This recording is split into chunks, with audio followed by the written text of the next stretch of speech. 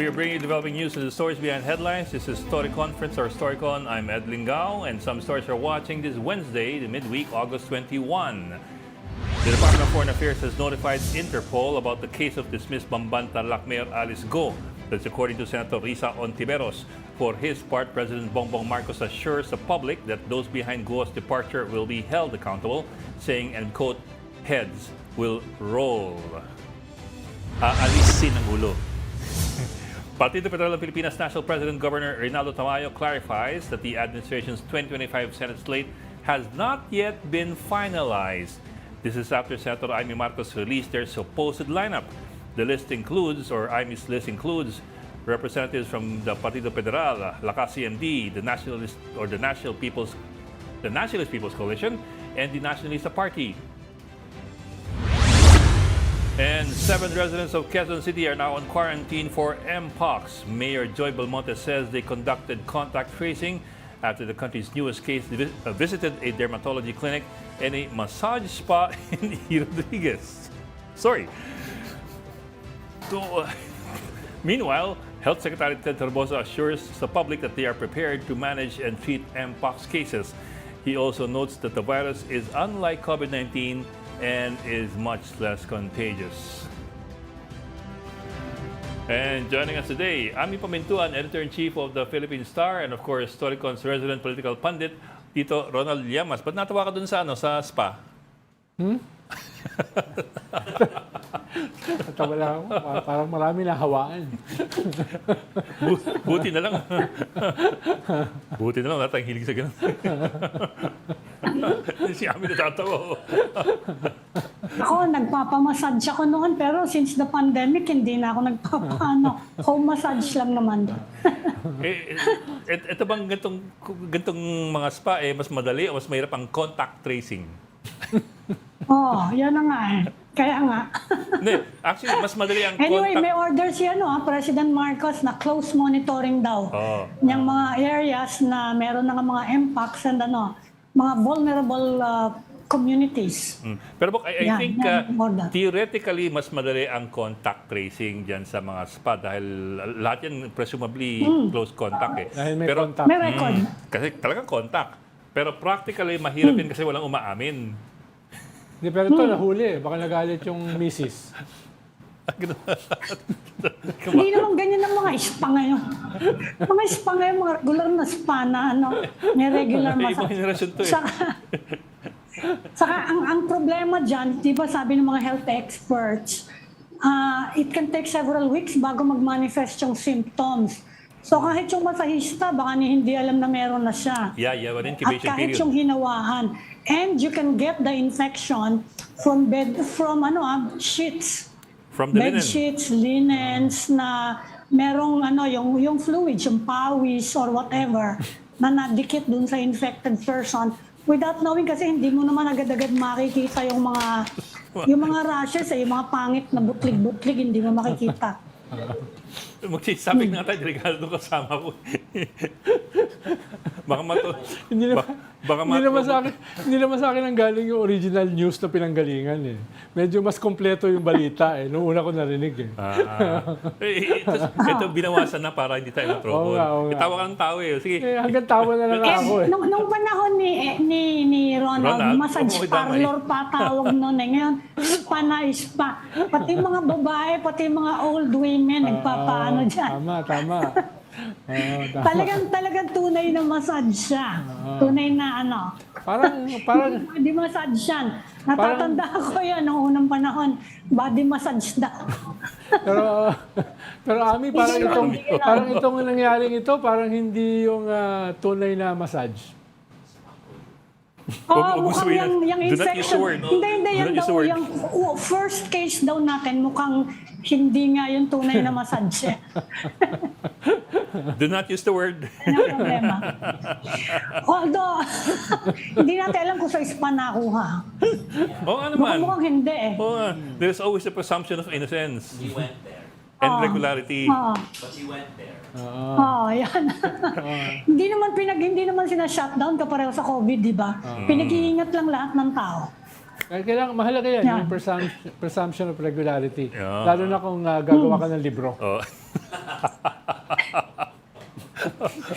Presumption. Okay. Teka, balikan natin. Sige, balikan natin. Doon tayo sa headlines si Ami. Ami, anong headlines yung bukas? Dadagdagan ko lang yung mga nireport nyo. Sabi ng DBM, di ba mukhang umuugong na naman na gustong ipa-revive yung isabong. Sabi ng DBM, pareho lang yan nung Pogo na yung mga kikitain natin dyan, it's not worth the trouble. Ganon din parang sa Pogo rin daw yan. Kaya ayaw din ng DBM. Maraming bitbit na problema. Yung isabong. Ang kaibahan, Yes. ang kaibahan ng sa isabong ay yung audience, yung kliyente ay mga Pilipino. So yung Mga ordinaryong tao. yung Isabong. parang wedding. Yung dapat ginagamit nila Yes. sa 21 peso na meal, no, diyan mapupunta. So yung 21 peso Isabong. baka maging 11 pesos na lang dahil maraming Pilipino sabongero di ba? Saka madaling tumaya sa online although hindi magandang panuorin, di ba? Screen lang yan Oo. For all you know, AI na lang yan Ano naman pala nangyari doon sa more than 30 sabongero na nawala? Hindi ko na alam Wala kung na. anong latest doon. Ang sabi, earlier this year, sabi ni Justice Secretary Crispin Remulla, they are presumed to be victims of mass murder. Yeah, pero sinong So naparusahan? presumed dead na. Sino nakasuhan? Merong mga 6 na gwardiya dun sa Manila Arena cockpit na inaresto, but later I think they were granted bail.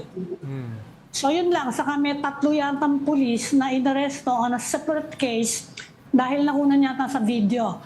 Pero yung iba, hanggang ngayon, di natin alam kung ano nangyari dun sa 34 sa Bungero. So parang Pogo rin, may Hindi na element nakita. may element din ng Ganyan. May element din ng mga homicide at saka posibleng torture.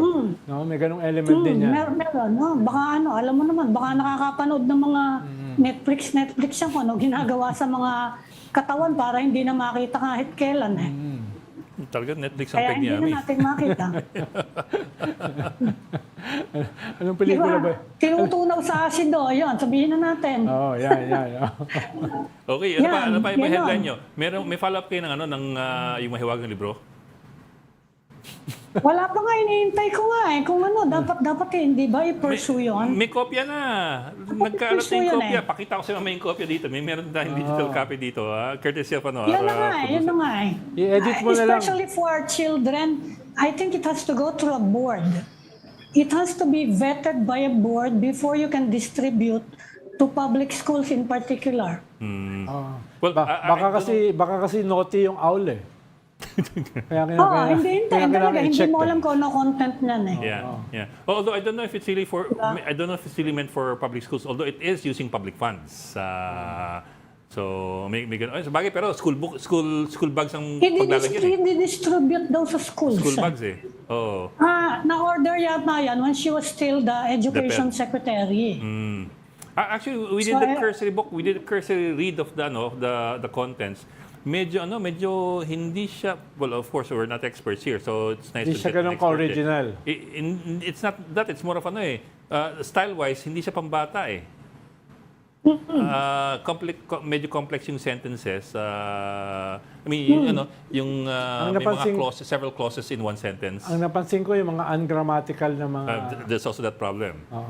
Yan pa, Kaya nga kailangan siyang i-vet ng board for content and yun na nga, yung grammar. Di ba? Anyway, in a bit, Bok, we will have a guest later who can talk to us about yung proseso ng paggawa ng mga libro from the Book Development Board. Although I think she'd rather not talk about public funding for books. Pero we can talk naman about how books are produced and what we have to watch out for and yung mga the values as well as the elements that have to be involved in book publishing if you want if you want to be responsible about it, paano dapat yan? Anong klase mga author ang hinanap natin? At anong klase mga value at tinutulak sa mga children's books? I think we have her on the line already. Ipasok natin? Yep. Let's go with sige. that. Okay. Well, I think we have on the line Miss Andrea Pasion Flores, the former, the publisher of Mil Flores Publishing, an independent book publisher. I understand she's also the former director or executive director of the National Book Development Board. Ms. Flores, magandang hapon and thank you for joining us this afternoon. Hi, Good hi, afternoon po. everybody. Hi. Gandang hapon po. Hi. Yes, ma'am. Good afternoon. Thank you for joining us. Ma'am, I'm not sure if you've already seen the book, whether hard copy or soft copy. Pero I suppose we can start off with something very, let's set the baseline muna. When you publish a book, especially a children's book, what are you looking for? And what are you looking out for? So it ano depends, yung no? processes na ginagawa? Okay. So, for a children's book, it depends on whether what is the purpose of for me, the publisher, no? Do I want to make it a learning book, let's say a book about reading, or perhaps in this case, you want to reassure the child because for many of the things that are happening in this world, no, there's war, there's a pandemic, there's lots of natural tragedies. So those are maybe a few of the things that go through the mind of a publisher when looking for a children's book, no. So this Okay. this Purpose is one. in particular there seems to be of the second, no, na there's you want to reassure the child, no, that everything is okay kasi may parang delubyo yata na nangyari sa storya. I think it was a case of an owl that lost its home sa isang bagyo. Yes. Yeah, so that's very common in our country. I have seen a few titles, no, not just in the Philippines, tackling this very disturbing phenomenon, no, either flood that makes people lose their homes, no, and it's very common in children's books that the characters are made to be animals and not people, no, because it's less threatening while getting the story across. So, you mentioned that the book is wordy, no? It doesn't seem to be for a young child, although because it's a short book, no, it's 16 pages with colorful illustrations. It looks like that the consumer vis-a-vis the customer, no, the consumer seems to be a child.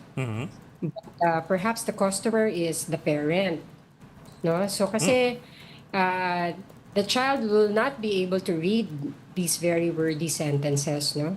So perhaps the intent was to have the child on the lap of a parent, right, or a guardian, a grown-up, an ate or kuya, and to read the story to the child. So that's how I am looking at the intent. No, it's a read along, and it's short enough, and there's the reassurance at the end that hopefully everything will be okay despite the distress in the story. So that's the as to that particular book, no. Those are the elements for that kind of book that I would look for a young child. Pero Attorney, paano? can you tell us what the vetting process is for books that are for distribution to students in public schools? Lalo na yung ganyang kabata na yung target ng book na yan. Ano po yung proseso nun? What are the steps? Okay, for the public schools, no, I was in government a long time ago, so I may not be as versed in the process now. No, these things change. But I guess the DepEd has guidelines, no, for the procurement of titles. In the private sector, what we do is if we intend to pick up a book like this, for example, I want to get a series of books. So, kasi for me, this kind of book is not a standalone. For me, gagawin ko tong series. So I would look for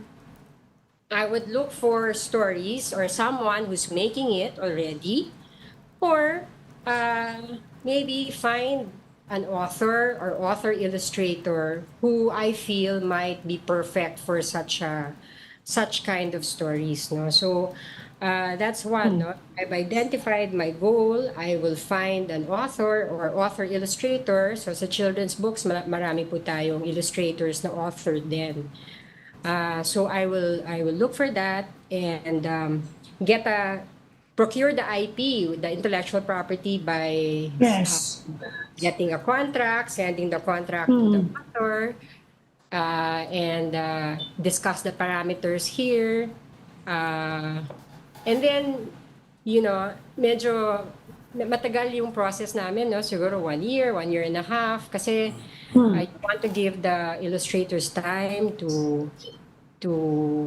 draw. You want to make sure that the words are age appropriate and the pictures are age appropriate.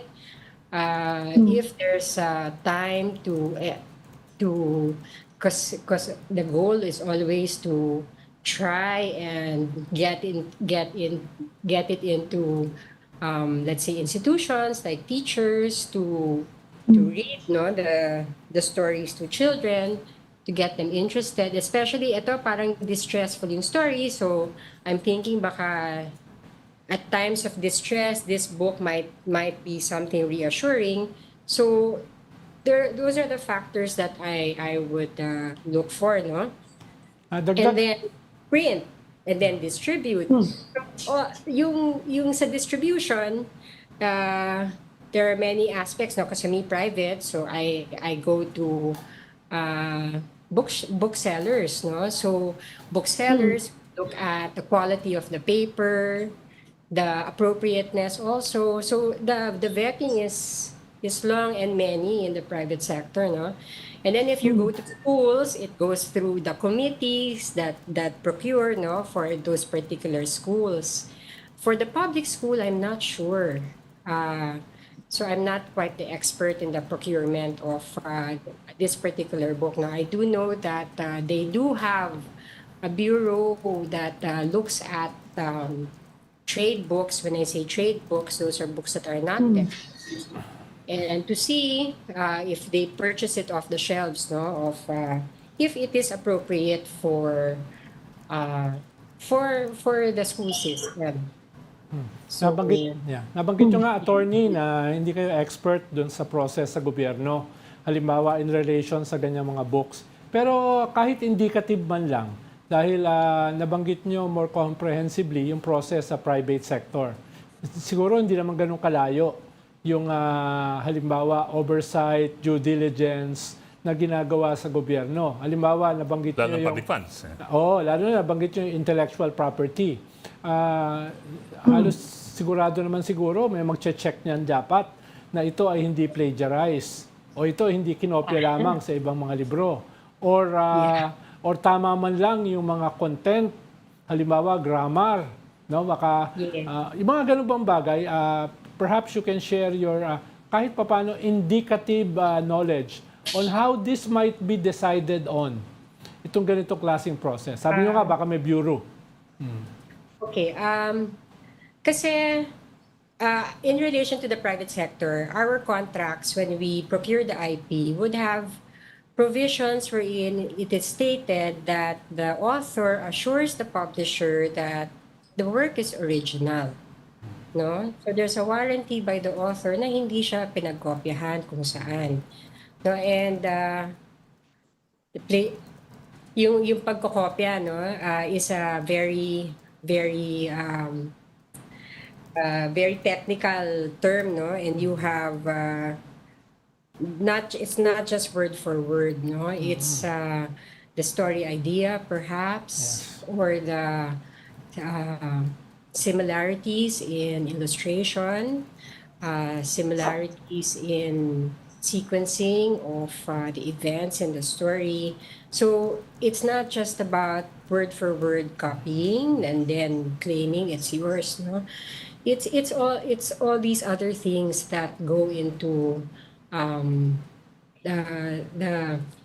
name of your program is Story Conference, no? So we have that regularly with our authors, no? When I say authors, also illustrators, no? And sometimes the the work is really very tedious. Pag binigay sa amin ng author, we don't accept it right away, no? It goes through language experts. Kasi, for example, we need a Filipino expert for something like that. We would ask a teacher, for example, for appropriateness of language. We would vet the illustration na is it appropriate? Halimbawa, if is there like politically incorrect words like are we calling a character, let's say, fat or silly or whatever, no? So those things, no, we for children's books, it's very important to vet. um and I'm talking as a traditional publisher, let's say, vis-a-vis self an author who's self-publishing, uh, who might not have those tools behind the traditional publisher behind her work, no? Uh, and yun yung difference kasi ng isang traditional publisher vis-a-vis, let's say, a self-publisher. And parang scaling it down, no? Not looking at this as a big government contract. It just seems like it feels like it's self-published, right? So it just that's probably what might be necessary if you are careful with what you're putting out. The tools within a traditional publisher, or the care that a traditional publisher would give a particular work, might not be. I'm not saying that for all, no, because you have a lot of wonderful self-published work out there. Might not just be within reach. But because it's the DepEd, it has a lot of mechanisms to check the work, and we just wish that the DepEd does that. Yun lang. Attorney, ano yung role ng National Book Development Board in vetting children's books for schools?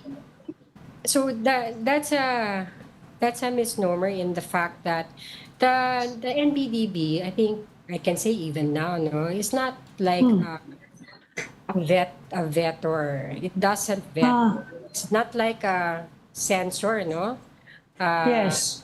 It's not like that. So what it does, it helps the publishing industry. It does policy work and programs to help develop book publishing. So that's the role, no? And in some aspects, it has continued with that role, no? And there are provisions in the charter of the NBDB which has you see that enables collaboration in terms of mutual helping each other, no? And when helping each other, the DepEd and the NBDB, vis-a-vis the private sector, no? To help in any way, in terms of, let's say, anything they might want to know regarding books, no? And in collaborations, let's say, in the textbook policy, or in how books, how to improve the way that the DepEd procures books, or how basically the private sector, and that engagement, I think, is still ongoing, no. So, attorney, wala siyang regulatory or oversight functions? There's no oversight function vis-a-vis when a book is published and a government agency perhaps says hindi yan pwede, no. I think as far as the industry is concerned, it's a free market, no. So in a lot of aspects, the buyer, no, is responsible for the content, no, that the person wants to purchase. But in terms of what's distributed in the DepEd, I think very much the DepEd has, being the buyer, is very much in control of what it procures. Ma'am, I understand your point kanina well, you're no longer in government and it's been a long time since then and you may not be up to date. But can I ask you lang, at the very, very barest minimum, what should we be expecting as far as, for example, qualifications of the writer? Of a children's book. And number two, well, I'll reserve number two for later kasi matabunan eh. But at least yun muna. Yeah, halimbawa, attorney, can anybody just write a book? No. A children's book. If you look at the intellectual property code, there is no qualification of what an author should be, right? If you have an original story, an author is more like a creator, so that an illustrator, if you look at the children's book especially, there's not just the text story, that's going on. There's the visual story also that's happening within a children's book. So for both the illustrator and the author, both have to be able to tell a story. So, and they can have, it's best, if they do have the background for it, but their publishers usually are able to assist, authors, because authors, there's a talent that goes on that you have. There's a minimum that you want, there's a story. And when you say story, there's elements of the story that you're looking for, right? Like character, plot, conflict, resolution, diba? So those are the things that if you ask me if it's a story, that's what I'm looking for. Yes, ma'am. And I ask you if it's not a story. Yes, ma'am. But this one, there's a story. Yes, ma'am. But I don't understand. I understand that the private sector publication would be more liberal in the way it would look at the values or requirements, because in the end it's cargo ng publisher eh. Free market na, it's a free sabi market ni attorney. Whether it goes or not on sale, that's the publisher's problem. But if it's for example funded by taxpayers, then I suppose there's also a bare minimum as to what should be required of the writer. Yes, a minimum term of reference, attorney. Meron bang ganon na TOR na pag binayolate mo ay hindi pwede? Halimbawa, nabanggit nyo, it cannot be politically incorrect. Diba? Let's say dun sa text, hindi dapat siya kunyari naninira ng tao, hindi siya dapat racist, yun. So, of course, you want, I don't know what particular goals that particular project was trying to reach. So if in government if it can be justified that whatever they were doing was to there's an intervention that they wanted to do. So I don't know. But if you ask me, RA 8247 says that the DepEd should procure from the private sector, procure books from the private sector. So that has been the battle cry of the private sector. You want us to make good books. You don't want to be a target to say, let's say your books are erroneous or your books are this way. Then look at the private sector books, because these books have been vetted. These books are used in the private schools, and these books have the care that publishers put. So, in my opinion, the book should have been sana purchased from private sector. And that is in the law of RA 247. Attorney, meron from your experience, may alam ba kayo ng mga violations in the past na nagkaroon ng kasuhan? Halimbawa, sa usapin ng intellectual property, sa usapin ng substance, meron bang ganyang mga previous precedents na nagkaroon ng legal problems?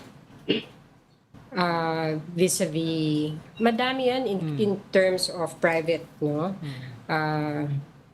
In the private sector, madami na nagkasuhan in terms of whatever, let's say plagiarism or infringement. Sa private sector, nangyari na siya, no? So, in the public sector, wala pa akong alam na, let's say, Attorney, kung gustong mag-supply ng private publisher to the Department of Education, is there a bidding process? Do you have to go through bidding, competitive bidding? I think that's the standard, no, in the Procurement Act, competitive bidding involved. But there's also I think there's an exception because of the copyright, no? If, for example, Yes. particular property that you want to purchase is owned, not the copyright is owned by only this particular entity, then you can have a negotiated bidding or negotiation as to the price vis-a-vis government procurement. May cut-off amount ba for required bidding? I'm not sure. I think it depends on the particular thing that they want to procure. But I can be wrong. Ma'am, So let's say, sorry. Yes, ma'am. Kunyari, they have a book, tapos ito yung kanilang Yes. budget. I know they announced that budget, that it's in PhilJet. Yes. So there is a process that the private sector goes through if they want to sell with the government. See yun. Ma'am, by any chance, have you seen a soft copy of this book that's been controversial since yesterday? Whether in its the entirety or glance. by pages lang? Have you, for example, seen a page or two? Yes, I have. Would it be okay with you if we ask you to share your opinions about the contents? Well, it's a children's story for sure. It's short enough for a young child to understand. I feel it's not something that that's made for a child to read on his own or her own, but for an adult to read with the child. So it could be a read-along book where you have the child on the lap of the mom or the dad or a kuya or ate, and they go through the story together. And I feel that's important because of the topic of the book. The book has a tragedy, no? Very, very tragic yung nangyari yata dito sa Quago, no? Nasira yung bahay niya ng isang unos. So that has to be explained to a young child, no? Because it's very traumatic for someone to lose their homes, and that's probably a common experience among our countrymen, no? In times of crisis, we're always going through that, no? Na nawawalan sila ng bahay just recently, no? So that has to be factored into the book, no? Na may konting guidance. So it's something that should be read with a parent or an older sibling or an older guardian, no, to explain that, hey, it's a kind of story that should be reassuring, di ba? Now you want to reassure the child, and that's when you go to the international book fairs now, a lot of these kinds of books are coming out, and they're like a little bit more old-fashioned, no, in terms of parang there's a going back to home stories, no, for children now that I see abroad, because of the terrible things that are happening around the world, no? So parang these new stories coming out want to assure the child that everything will be okay and the home is a safe place. In this story, it's a little bit I want to be reassured, no, because the character loses his home.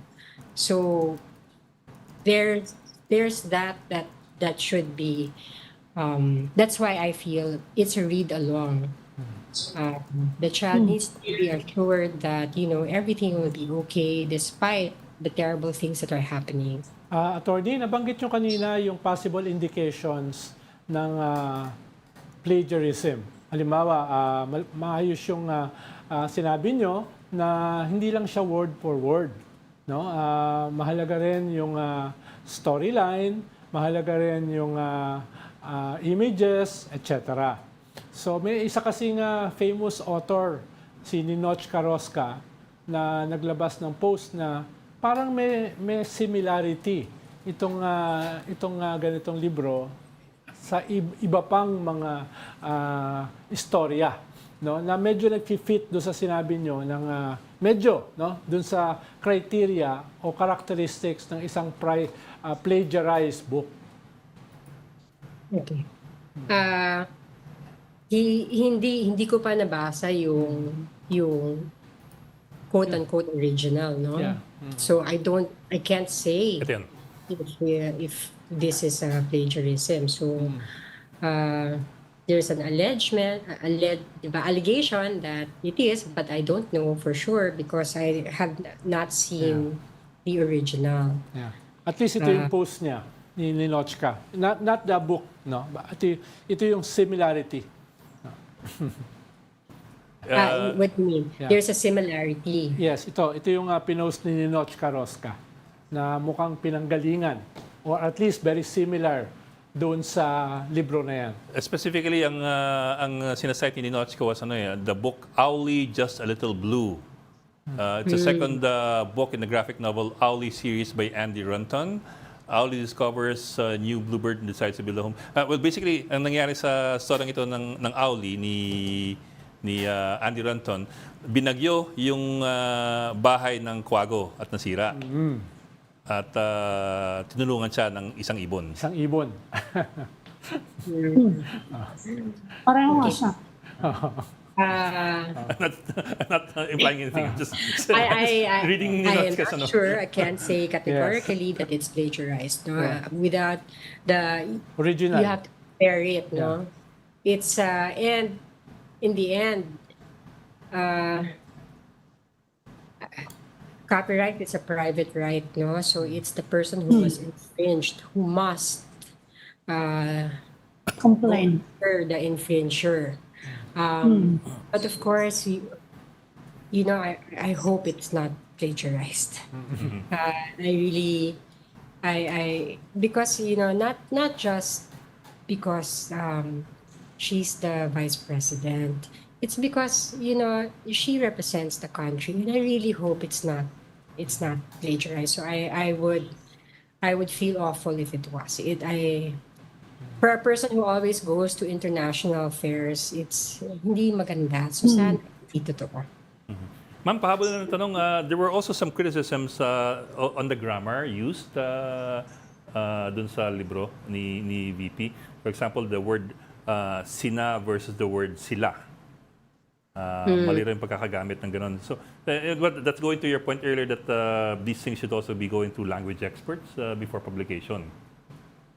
Yeah, so sana it was edited. Sana all these things went through it.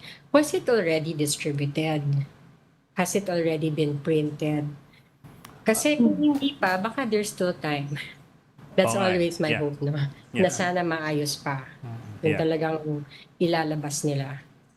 Well, they're asking for the money for next year's budget, di ba? So Babayaran pa yan eh. Baka may 10 limited, million pa kailangan. may limited printing dahil bibigyan lahat ng senador ng kopya. Oo, ano. So, ibig sabihin, baka may advance copies. Okay. Okay. Maraming salamat. Okay. Meron pa, Powell. Ma'am, maraming salamat. Attorney Andrea Pasion Flores, publisher at Mil Flores Publishing. Thank you for joining us this afternoon. Maraming salamat, Thank you attorney. very Thank you, much. attorney. Salamat po. Okay, talaga. Okay.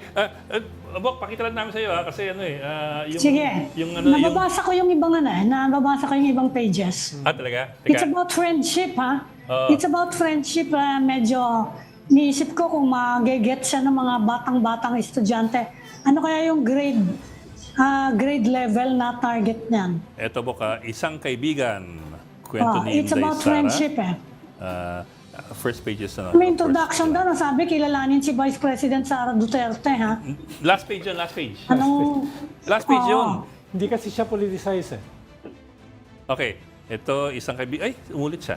Nag-iba lang yung background. Teka. Copyright page published by OVP. Para sa lahat ng batang Pilipino. That's page 4, I think, already. Of 16. Sa lilim ng lunti ang mga dahon ng banahaw, nakatago ang isang hiwaga. Si Quago ang marangyang ibon na may-ari ng isang pugad na nakapatong sa sanga ng puno ng mangga. Nakalagay, Ed, Meron November pa, 2023. Nakalagay. So, Yeah. ibig sabihin, printed to last year. She launched it Printed last na. year. Oo. So, ibig sabihin, printed na to. I don't know how many copies. Pero she launched it last year sa Esteban Navarro Printed School. na. Oo. So, the So, first... para saan yung budget na 10 million? Hindi ko alam. Hindi ko alam. Kasi printed na eh. No, I think that's a valid question. Dapat, Yeah. siguro kung natuloy yung tanungan kahapon, kanino pupunta yung 10 million? Actually, Pupunta ba yan sa author? Parang bahagi siya Pupunta ng... ba yan sa office? Parang bahagi siya ng Di isang ba? 100 million fund Yeah. na mga Na school bags. kasama yung school bags. Tapos laman ng school bag, itong librong ito. Actually, I think that should be clarified kasi ang hindi ko Yes. kahapon doon sa usapan, 10 million for the distribution of the book. Kaya nga. Yes. I don't know if it's also for the publication. Na-politicize kasi yung mga Yes. tanong. So kung sakali, Kaya nga sabi ko, it's a budget valid yung line of publication. questioning eh. Kaya nga. Kanino pupunta yun? Kasi author yun eh. Eh, She's an author, so meron niyang bayad, di ba? Ito, Bok, that video you saw is the book launch in 2023, November, sa Esteban Yes. Nevada, I think. Printed na siya.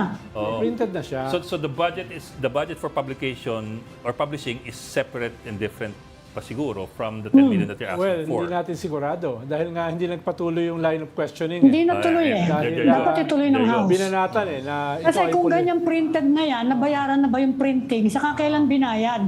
2023 budget ba yan or Tama. 2024? Oo. But yung I recall the conversation Diba? yesterday was about the distribution of the book. Yung 10 million. Kasi Anyway. kung na-launch na siya last year, bayad na yan. Binayaran ba yung author? Binayaran ba yung office? And then, para saan yung 10 million next year? Okay, so yung first page niya is one whole sentence. The next page, siya ay sagana sa pagkain at kaibigan at ang kanyang tahanan ay laging bukas para sa masasayang salo-salo. Kasama sila uwak. Ito yung pinupunto ng isang kaibigan, yung sila. Should be sina. Sila uwak, tikling, kalapati, loro at marami pang ibang ibon. That's also a 5-liner, one sentence. Ngunit dumating ang isang bagyong walang awa na sumira sa kanyang pugad at lahat ng mayroon si Quago. Walang natira kundi ang kalungkutan ng kagutuman at tila ba ang mga kaibigang minsay kasama sa saya ay naglaho na parang bula. Di ba significant yung anong yun, yung messaging doon? Yeah. Di ba politicized yung messaging doon? I don't want to go there. I'm just saying that it's Sinalantayang also, bahay mo, inalayasan ka ng mga kaibigan mo at may natirang isa. I'll just say that the sentence is several clauses. Parang kilala ko yung isa na Di ba yun. politicized yun? Parang kilala ko yung isa na yun. Kilala mo ba yun? Ami? Oo nga eh, oo nga. Sa kanyang pag-iisa, nabagbag nakalagay, nabagbag. Oo. Baka nabagabag. Pwede rin nabagabag. Hindi. Dapat. Nabagbag na nakalagay eh. Tama ba yun? Medyo mali. Nabagbag. Gano'n. Nabagabag yun dapat. Wala ko Ang alam na kanyang damdamin wala ko sa alam word na kanyang nabagbag. Nabagbag. Eh, Nabagabag hindi, kasi yun. kasama nga ng distribution ng mga bag. Katalaga. Unless may ibang dialect na nabagbag ha, hindi ko kabisado eh. Pero sa Tagalog, Hindi. nabagabag yun. Ami, kasama nga sa distribution ng libro, mga bag. Porny. Isang araw habang Lalong siya'y gumugulo itong usapan natin. Medyo pasayad na ng pasayad. Isang araw habang siya'y nagmumukmok sa ilalim ng kalbong puno, isang pamilyar na anino ang lumapit. Si Loro na may mga pakpak na kumikinang sa patak ng ulan ay dumapo sa tabi ni Quago.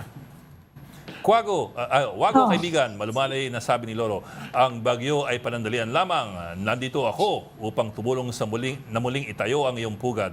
Habang inaayos natin ang iyong tahanan, bakit hindi ka muna sa akin tumuloy? Magkasama nating hihintayin ng muling... Parang unity ito. Ano? Parang unity. Magkasama nating iintayin ang muling pagyabong ng iyong mahal na puno ng mangga. Ano yung pinakahuli? Yung kinikilala, yung si Vice President? Ito, parang 2 pages lang. Napaluha si Quago, hindi dahil sa kalungkutan, kundi dahil sa pasasalamat. Lord, anya, ikaw ay tunay na kaibigan. Ang pagkakaroon ng isang kaibigan sa panahon ng unos ay higit na mahalaga kaysa sa 1,000 kaibigan sa panahon ng kasiyahan. So si Lord ay isang tunay na kaibigan. One more page and then dito tayo sa kilalanin si Inday Sara Duterte, siya ay isang tunay na kaibigan. Nakalagay talaga yun. Siya isang tunay na kaibigan. Ayun, last time. Kilalanin si Inday Sara Duterte, ika-15 pangalawang Pangulong Pilipinas, alkalde ng lungsod ng Davao, kalib na kagawa ng edukasyon, siya ay isang tunay na kaibigan. Hindi siya politicized. Nakalagay nga yun. Hindi siya politicized. Know the author. Kayo naman yan yung dulo, know the author. Hindi ko inimbento. Siya isang tunay na kaibigan. In contrast to, kaya kailangan, siguro sa House medyo malilinawan natin yung ibang mga tanong natin. Baka naman maituloy sa House. Pero kita mo dito ang Mukhang reference eh. ano. Lord, ikaw ay tunay na kaibigan. Ang pagkakaroon ng isang kaibigan sa panahon ng unos ay higit na mahalaga kaysa sa 1,000 kaibigan sa panahon ng kasiyahan. Wala yung kinalaman sa tunay na buhay. Wala. Sabi ko nga, magigets ba yan ng anong age group ba yung target na? doesn't say. Kasi nung kindergarten ako, kami nun yung mga namin, see and go and go. Ganyan lang yung mga namin nun Aba, English yung kindergarten niya. Macmillan yun Macmillan book pa nun nung panahon na yun Yan yung mga namin kasi basic grammar yan, di ba?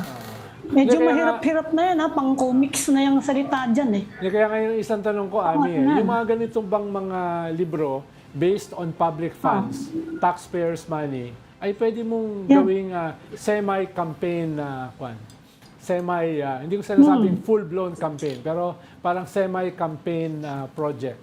No? Kaya nga sabi nga niya, magbabasa niyan yung magulang Hindi ikaw kaya kasi yan ng ang bata. tunay na kaibigan Or at the very least, Bok, even if you don't say it's politicized, a vanity project. No, at the very least, even if you say... Taxpayers expense, Even if you say it's not politicized, is it a vanity project? In your face and all Oo nga, that. politicize nga. Ikaw talaga.